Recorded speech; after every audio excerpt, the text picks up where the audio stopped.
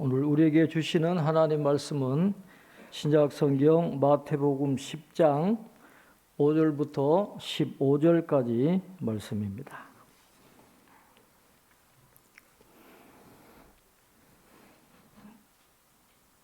마태복음 10장 5절부터 15절까지 말씀을 제가 봉독해 드리겠습니다. 예수께서 이 12를 내보내시며 명하여 이르시되 이방인의 길로도 가지 말고 사마리아인의 고을에도 들어가지 말고 오히려 이스라엘 집에 잃어버린 양에게로 가라. 가면서 전파하여 말하되 천국이 가까이 왔다 하고 병든 자를 고치며 죽은 자를 살리며 나병 환자를 깨끗하게 하며 귀신을 쫓아내되 너희가 거저 받았으니 거저 주라. 너희 전대에 금이나 은이나 동을 가지지 말고 여행을 위하여 배낭이나 두벌 옷이나 신이나 지팡이를 가지지 말라. 이는 일꾼이 자기의 먹을 것 받는 것이 마땅함이라.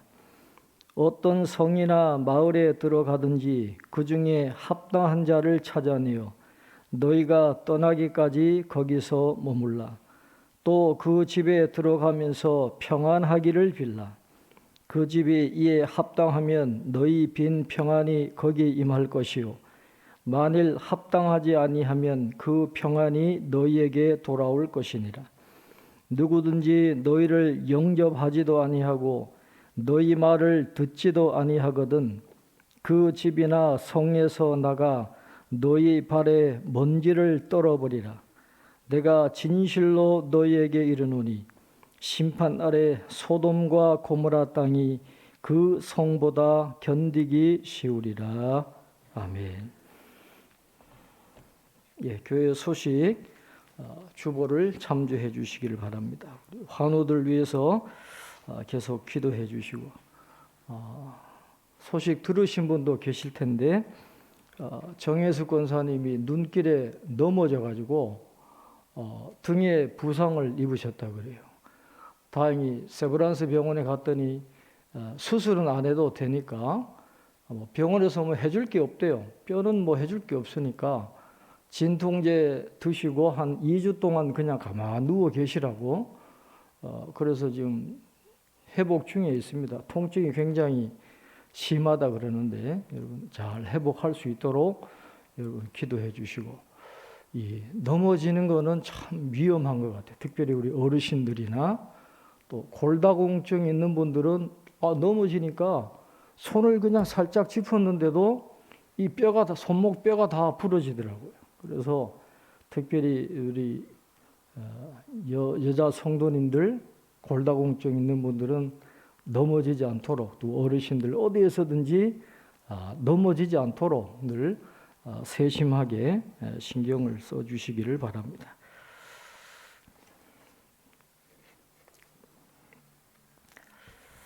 구약 성경을 보면 이 추수에 대한 말씀이 나오는데 구약 성경에서 이야기하는 추수라 함은 하나님이 악한 사람들을 심판하신다는 개념이 있습니다.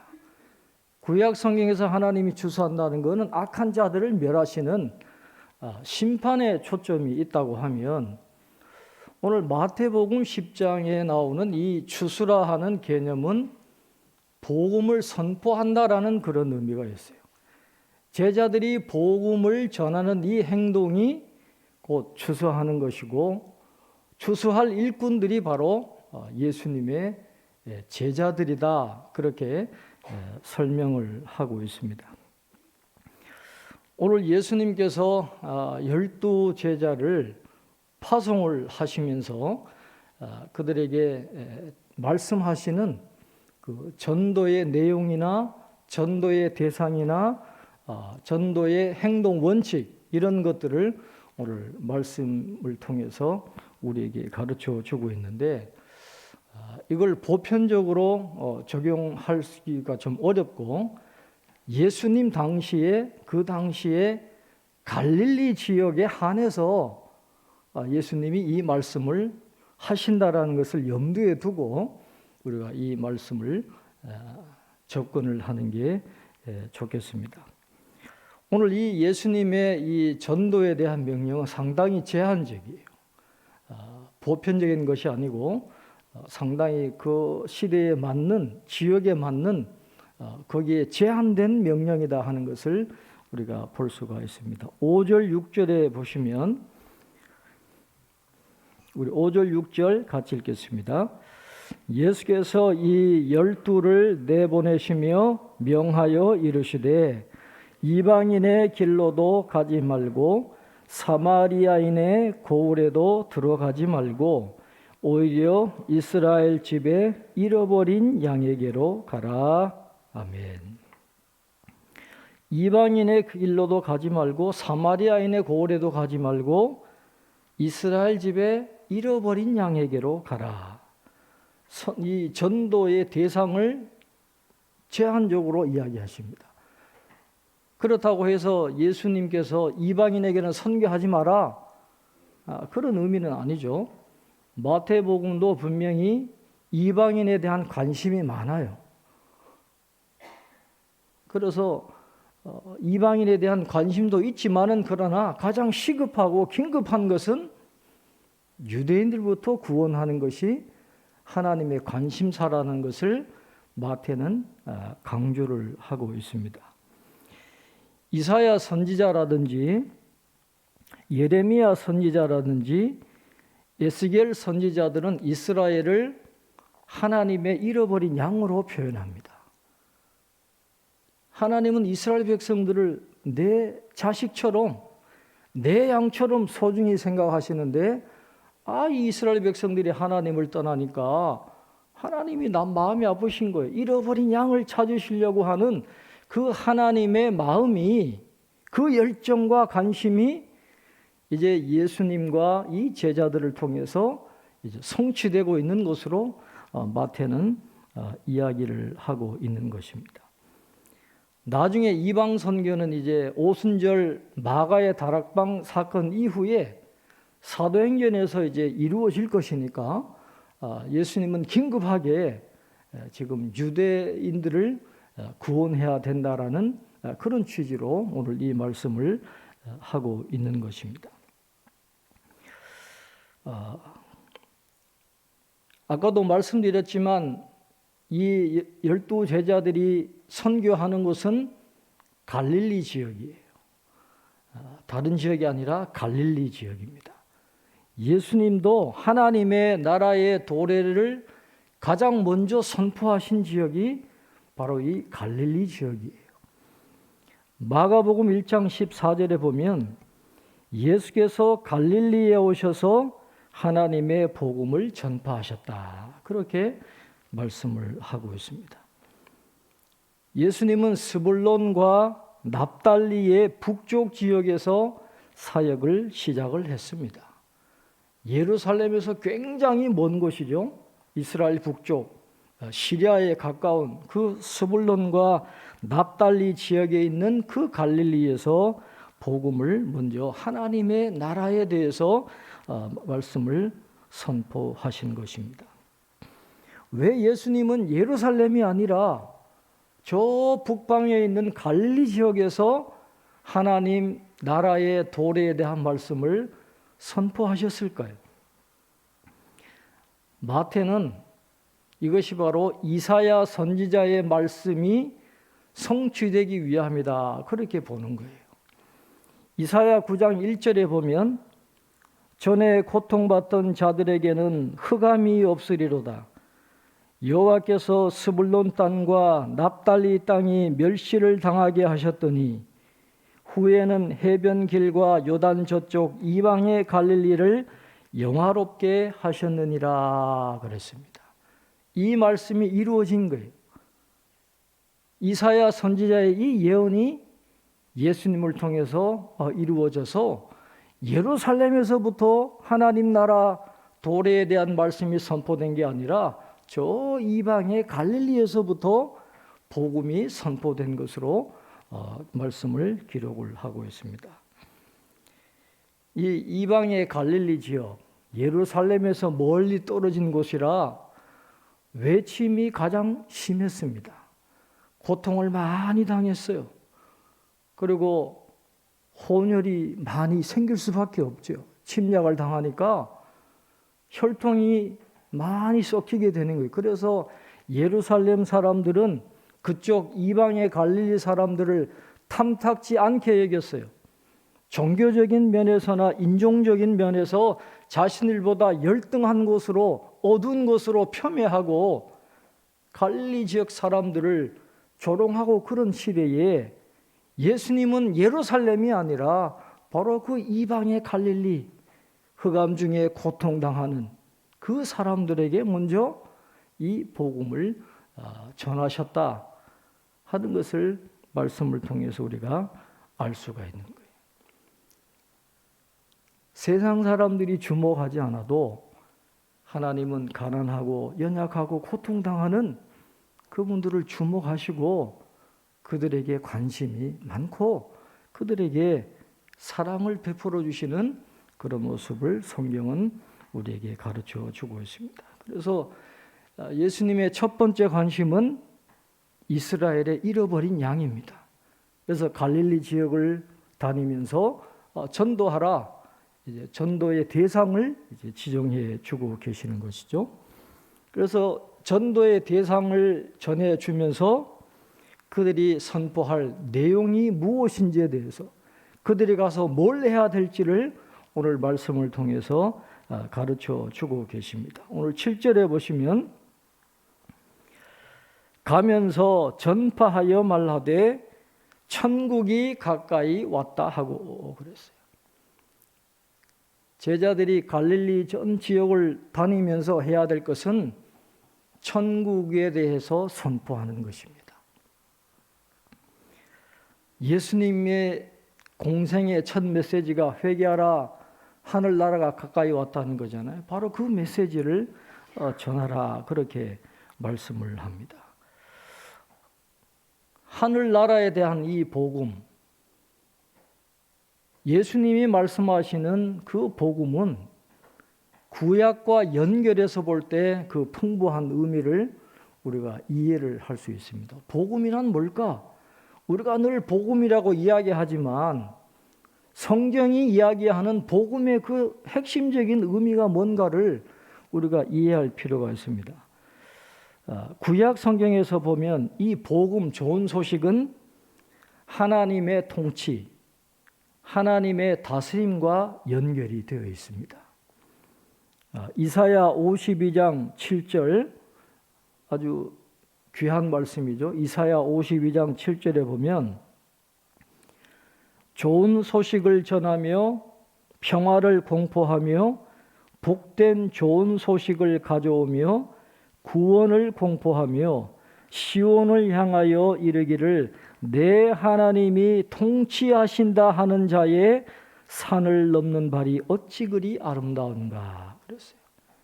하나님의 통치, 하나님이 통치하신다라고 하는 이 좋은 소식, 이게 복음이라는 거예요. 좋은 소식은 평화를 알리는 소리, 구원이 이르렀다는 소식, 하나님이 통치하신다라는 소식이 바로 좋은 소식인데 예수님을 통해서 예수님이 이 땅에 오심으로 인해서 참된 평화와 구원과 하나님의 통치가 임하게 되었다는 좋은 소식이 바로 복음이다 라고 그렇게 말씀을 하는 것입니다. 우리 인생은 참 유한합니다. 그래서 우리 연약한 유한한 인생에게 궁극적인 문제는 이 지상의 문제가 아니라 천국의 문제이기 때문에 예수님은 천국에 대한 메시지를 전하라고 말씀을 하고 있어요. 지금 우리가 겪고 있는 수많은 문제들 나중에는 다 역사 속에 묻히게 될 수밖에 없습니다.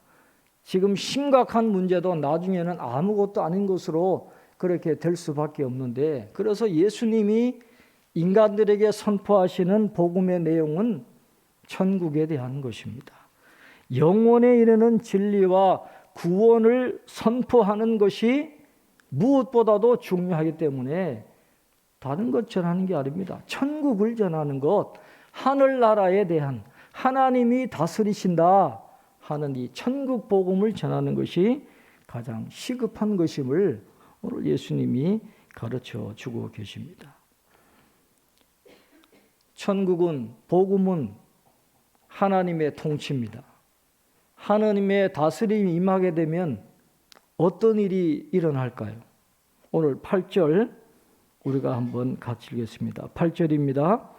병든 자를 고치며 죽은 자를 살리며 나병 환자를 깨끗하게 하며 귀신을 쫓아내되 너희가 거저 받았으니 거저 주라. 아멘. 천국이 임하면, 예수님을 통해서 하나님의 다스리심이 임하게 되면 놀라운 기적이 일어나게 됩니다. 마태복음 8장 9장에서 예수님이 행했던 그 기적이 그대로, 그 능력이 공짜로 제자들에게 주어지게 된 거예요. 거저 받았으니 거저 주라는 것입니다.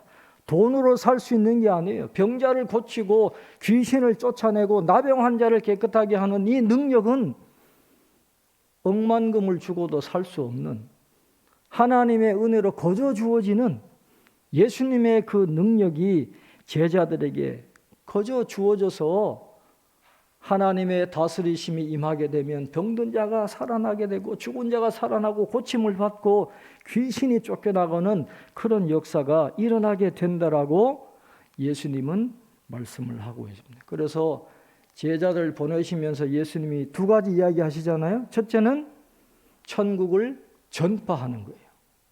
그 다음에 두 번째는 이 고치는 사역입니다. 그런데 성경에서 말하는 예수님의 중요한 세 가지 사역을 말씀하시잖아요. 첫째는 가르치시고, 두 번째는 전파하시고, 세 번째는 고쳐주시는 사역이 예수님의 3대 사역인데, 오늘 예수님은 갈릴리 지역에 이 제자들을 보내면서 두 가지만 이야기하셨어요. 천국을 선포하는 거, 그 다음에 고치시는 거. 이 두 가지 사역을 이야기, 한 가지 빠진 게 뭐예요? 가르치는 사역은 예수님이 명령하지 않았어요. 아직 제자들이 많이 모자라기 때문에 그래요. 공생의 3년 동안 예수님을 따라다녔지만은 예수님의 말씀을 100% 제자들이 이해하지를 못했어요. 그 수준까지는 안 된 거죠. 그러니까 초기에 예수님이 보내실 때는 천국을 선포하게 하시고 병을 고쳐주시게 하시지만은 너희들이 나가서 가르쳐라, 그 명령은 하지 않았어요. 언제 이 가르침을 이야기하시느냐 하면 부활하신 다음에 마태복음 28장 마지막에 가서 부활하시고 예수님의 메시지를 온전히 이해하게 된 그때에 나가서 내가 너희에게 분부한 모든 것을 가르쳐 지키게 하라.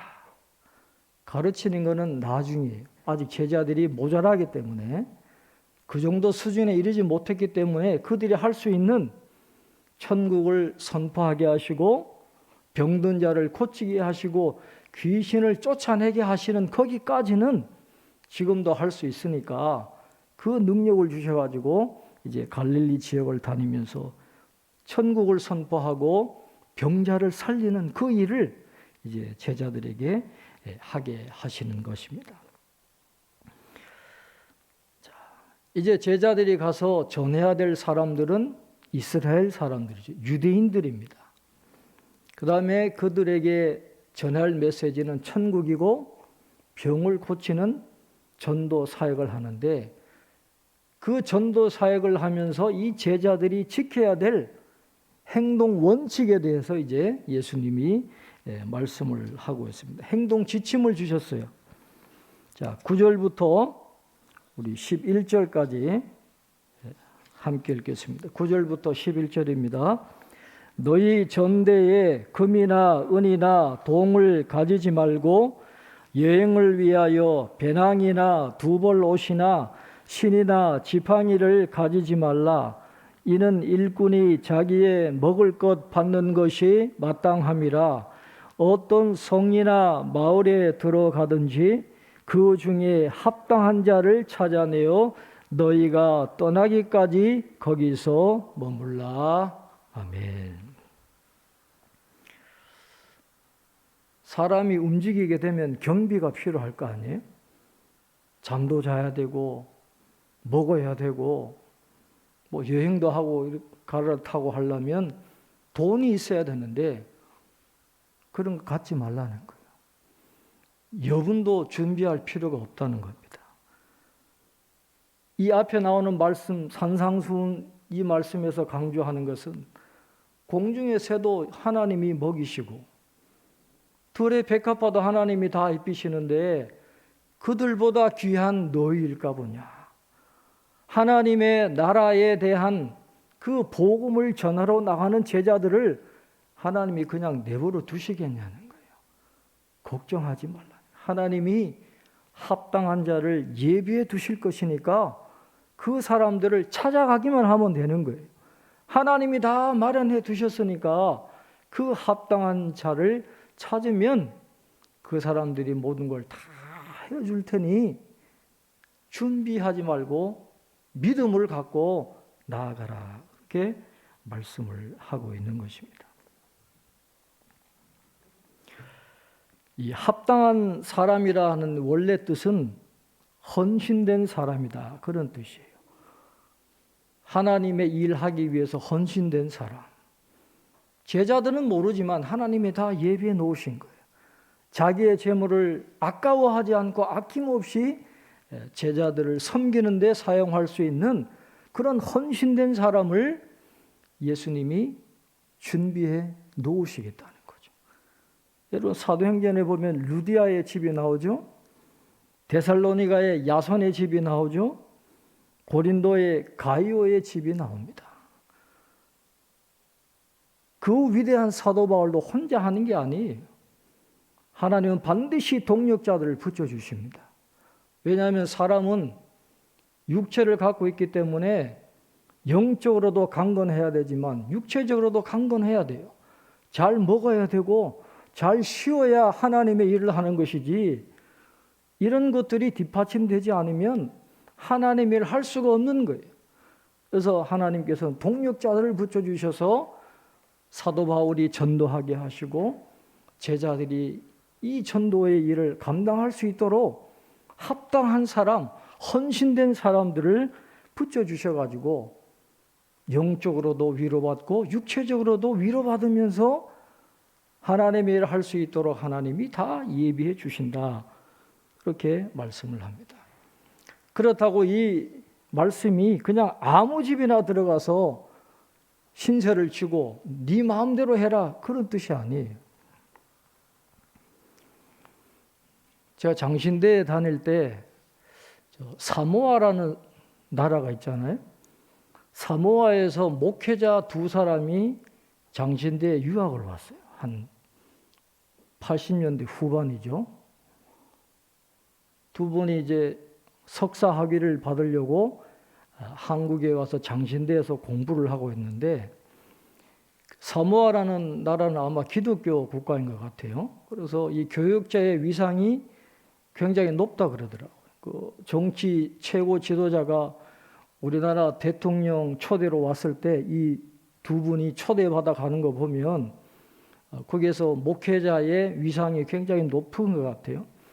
그분들이 그때 재밌는 이야기를 들려줬는데 사모아에서는 목사님이 어느 가정에 신방을 가면 그 가정에 좋은 거 보이잖아요. 그러면 야, 이 TV 아주 좋으네 이러면 목사님께 드린다는 거예요. 응? 어느 가정에 신방 가가지고 목사님 마음에 든다라고 이야기하면 목사님이 갖고 가도 되는 그런 것이 사모아의 그 당시의 정서였대요. 지금은 잘 모르겠지만 많이 바뀌었겠죠. 야, 어떻게 그런 나라가 있냐. 우리가 그런 이야기를 한 적이 있는데 예수님이 그런 의미로 한 건 아니에요. 네 하고 싶은 대로 마음대로 들어가서 신세지라 그게 아니라 합당한 자를 찾아내야 되는 거죠. 하나님이 예비하신 가정에 들어가서 그들의 섬김을 받으면 되는데 그 고을을 떠날 때까지 그 집에 머물라 그렇게 이야기했어요. 혹시 좀 불편해도 끝까지 그 집에 있어야지 괜히 옆에 좋은 집이 있다고 함부로 옮기지 말라는 거예요. 그런 원칙을 주시면서 철저하게 하나님이 말씀하신 대로 예수님이 말씀하신 대로 순종하면서 전도 사역을 하도록 그렇게 행동 지침을 주시는 그 말씀이 나오고 있습니다. 하나님 마음에 합당한 자라 인정을 받고 준비된다면 얼마나 큰 축복이에요. 루디아와 야손과 가이와 같은 그런 집이 될 수만 있다면 얼마나 큰 축복이겠어요.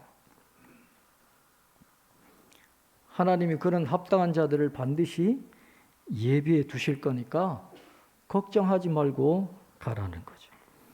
그러면 제자들이 그 집에 들어갈 때 해야 될 일이 있다고 말씀합니다. 다른 게 아니고 평안을 빌어주는 거예요. 자, 12절, 13절 우리 한번 같이 읽겠습니다. 12절, 13절입니다. 또 그 집에 들어가면서 평안하기를 빌라. 그 집이 이에 합당하면 너희 빈 평안이 거기 임할 것이요 만일 합당하지 아니하면 그 평안이 너희에게 돌아올 것이니라. 아멘. 샬롬을 빌어주라는 거죠. 세상이 줄 수 없는 주님이 주시는 평안, 하늘의 평안이에요. 환경에 의존하지 않는 내적인 평화, 하늘의 평화. 우리 그리스도인들이 받는 가장 큰 축복은 이 마음의 평화입니다. 아무리 구중궁궐에 살아도 마음이 불안하면 무슨 소용이 있겠어요? 아무리 가난해도 마음의 평화가 있으면 살만한 맛이 나지 않겠습니까? 세상이 주는 것과 같지 않은 그 샬롬, 하늘의 평화를 그들에게 빌어주라. 그러면 그 사람이 그 평화를 받을 수 있도록 합당하게 준비된 사람이면 그 평안이 그 가정에 임할 것이지만은 그걸 받아들일 수 없는 그런 가정이라면 다시 평안이 자기에게 돌아올 것이다. 그 평안이 내게 임할 것이다. 그렇게 말씀을 하고 있습니다.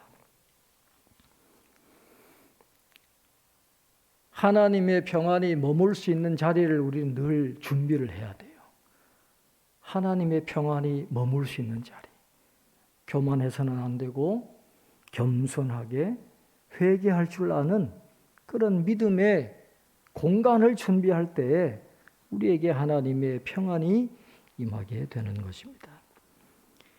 이렇게 합당한 자가 되어서 제자들을 섬기고 제자들의 복음을 받아들이는 사람들도 있지만은 그러나 받아들이지 않는 사람들이 분명히 있을 텐데 그들에 대한 말씀을 오늘 예수님이 하고 계십니다. 우리 14절, 15절 한번 같이 읽겠습니다. 14절, 15절입니다. 누구든지 너희를 영접하지도 아니하고 너희 말을 듣지도 아니하거든 그 집이나 성에서 나가 너희 발에 먼지를 떨어버리라. 내가 진실로 너희에게 이르노니 심판날에 소돔과 고모라 땅이 그 성보다 견디기 쉬우리라. 아멘. 발에 먼지를 떨어버려라. 이건 유대인의 그 관습을 우리가 이해를 하고 이 말씀을 해석을 해야 됩니다. 유대인들의 관습에서 발에 먼지를 떨어버리라 하는 것은 이방인을 무시하는 말이었습니다. 이방인의 땅은 더러운 땅이에요. 유대인이 봤을 때. 그래서 그 땅에 있는 먼지까지도 부정하다라고 유대인들은 생각을 했어요. 그래서 혹시 이방 땅에 여행을 갔다가 다시 유대 땅으로 들어올 때는 그 발에 먼지를 다 털어버리고 부정한 것을 다 털어버리고 유대 땅으로 들어왔던 것이 유대인들의 관습이었습니다. 이건 유대인들의 그 독특한 선민의식을 나타내는 거죠. 자기들은 깨끗해요. 자기들은 정결합니다. 그러나 이방인들은 더러워요. 이방인의 땅, 더러운 곳입니다. 그 먼지도 더러운 거예요. 그래서 그 먼지를 떨어내라 그렇게 말씀을 하는데, 오늘 예수님이 이 말씀을 하시는 대상은 이방인이 아니잖아요. 유대인들에게 이 말씀을 하시는 거예요. 비록 유대인이라고 하지만, 혈통으로는 아브라함의 후손이고 유대인이라고 하지만은 예수님을 대표해서 그들에게 찾아간 제자들이 전하는 복음을 받아들이지 않으면 이방인들이 당하는 그런 저주와 멸시를 유대인이라 할지라도 똑같이 당할 수밖에 없다라는 것을 지금 말씀을 하고 있는 거예요. 유대인이라고 자동적으로 복을 받고 구원받는 게 아니다라는 거죠. 복음을 받아들이지 않으면 당시 유대인들이 저주했던 그 이방인들에 대한 저주를 고스란히 받을 수밖에 없다라는 것을 당시의 유대인들의 간섭을 통해서 예수님이 말씀하신 거예요. 복음을 거절한다? 굉장히 큰 실수를 하는 겁니다. 실제로 사도행전 13장에 보면 바울과 바나바가 비시디아 안디옥에서 복음을 전하다가 유대인들 때문에 이고니온으로 쫓겨가는 그 장면이 나오거든요. 거기에서 이렇게 말씀합니다. 두 사람이 그들을 향하여 발에 티끌을 떨어버리고 이고니온으로 가거늘, 그렇게 이야기했어요. 티끌을 떨어버렸다. 바울과 바나바를 쫓아냈던 그 유대인들이 그런 이방인들이 받을 수밖에 없는 저주와 멸시와 심판을 받게 될 것을 보여주고 있는 장면이 나오는 거예요. 하나님이 택하신 백성인 이스라엘 백성이라 할지라도 복음을 받아들이지 않으면 그 복음의 축복에서 제외될 수밖에 없다는 것을 말씀을 하고 있는 것입니다. 그리고 그 사람들은 소돔과 고모라보다 더 심각한 운명에 처하게 되는 거예요. 소돔과 고모라 사람들은 복음을 들은 적이 없어요. 단지 그들의 죄 때문에 벌을 받은 거지만은 지금 이 시대의 유대인들은 복음을 들었음에도 불구하고 그 복음을 거절했기 때문에 나중에 심판을 당할 때 소돔과 고모라 사람보다 더 큰 심판을 당할 수밖에 없다라는 것을 말씀을 하고 있습니다. 도덕적인 타락보다 더 무서운 건 영적인 타락입니다. 복음을 거부하는 것, 하나님을 거부하는 것, 예수님을 거부하는 것, 성령을 모독하는 것, 이게 너무나도 무서운 것이죠. 그래서 우리가 지금 아직까지 심판이 임하지 않았다고 해서 안심하면 안 됩니다. 하나님의 진노가 지금도 계속해서 쌓이고 있다는 걸 우리는 알아야 됩니다. 그래서 베드로후서 3장 10절에 그러나 주의 날이 도둑같이 오리니 그날에는 하늘이 큰 소리로 떠나가고 물질이 뜨거운 불에 풀어지고 땅과 그 중에 있는 모든 일이 드러나리로다. 그렇게 말씀하고 있습니다.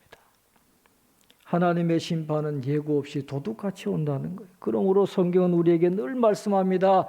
늘 깨어 기도하라. 낮과 같이 단정히 하고 음란하거나 방탕하지 말라. 늘 천국에 대한 소망, 천국 가치관을 가지고 늘 준비하며 살아가야 된다. 그렇게 말씀을 합니다. 그래서 오늘 이 예수님께서 제자들을 파송하시면서 주셨던 이 귀한 말씀들 우리가 잘 가슴에 새기고 우리의 남은 생에 천국 백성의 길을 우리가 지금 걸어가고 있는데 나고자가 되지 말고 끝까지 이 천국 백성의 길을 달려가는, 그리고 복음에 합당한 인생을 살아가는 저와 여러분 되시기를 주님의 이름으로 축원합니다. 기도하겠습니다. 하나님 아버지, 오늘도 하나님 앞에 예배 드리게 하시고 말씀을 듣게 하시니 감사합니다. 하나님, 우리가 복음 앞에 우리의 마음의 문을 열게 하시고 천국 백성으로서 복음에 합당한 삶을 살아가는 저희들 다 될 수 있도록 은혜를 베풀어 주시옵소서. 하나님의 백성으로 부름 받았사오니 하나님 우리가 끝까지 이 길을 잘 달려갈 수 있도록 은혜를 베풀어 주시고 늘 깨어 기도하며 낮과 같이 단정히 하고 음란하거나 방탕하지 않는 믿음의 길을 끝까지 잘 달려갈 수 있는 저희들의 삶이 되게 도와주시고 저희들을 통해서 천국 복음이 증거되는 믿음의 주인공들이 되는 저희들의 삶이 될 수 있도록 축복해 주시옵소서. 감사하고 예수님의 이름으로 기도하옵나이다. 아멘.